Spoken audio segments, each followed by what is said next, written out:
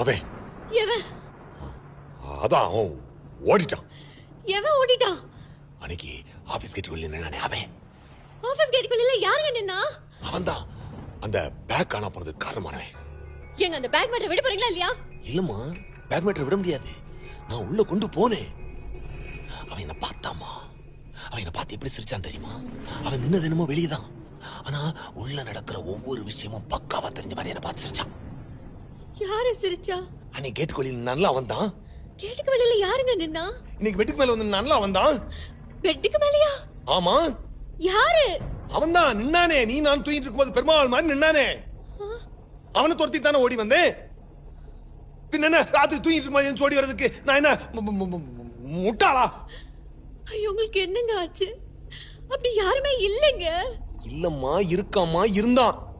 நான் கூட இன்னைக்கு ஆபீஸ் வெளியில காட்டினேன் கேட்டுக்கு வெளியில.